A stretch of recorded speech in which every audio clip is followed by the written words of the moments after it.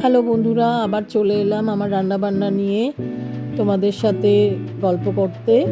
তো আজকে আমার রান্নাঘরে তৈরি হচ্ছে কড়াইশুঁটির কচুরি আর আলুর দম। আমি নিশ্চিত যে সবাই এইটা এটা সবারই খুব পছন্দের খাবার। তো আমার রান্নাঘরে আমি নর্মালি কড়াইশুঁটির কচুরিটা আটা ময়দা মিশিয়েই করে থাকি। পুরটা আগের দিন রাতেই বানিয়ে ফেলেছিলাম। আমার বোনের মেয়ে এসেছিল, তো আমার বোনের মেয়ে আমায় সাহায্য করলো লেচিতে পুর ভরতে।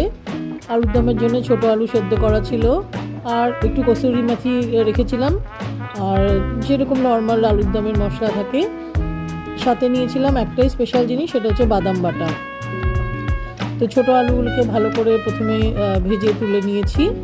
তারপরে সর্ষের তেলের মধ্যে শুকনো লঙ্কা তেজপাতা ফোড়ন দিয়ে তার মধ্যে বাদামের যে বাটাটা সেটা ঢেলে দিলাম।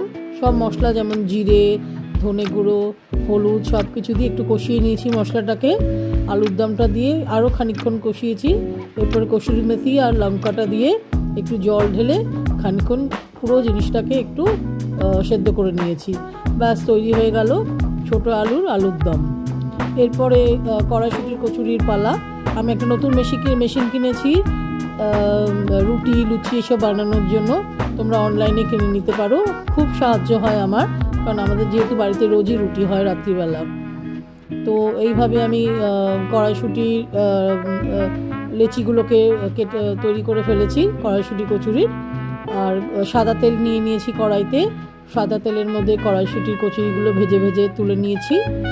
বেশ কয়েকটা তৈরি হওয়ার পরে সবাইকে ডেকে নিয়েছি খাওয়ার জন্য, যাতে গরম গরম সবাই খেতে পারে।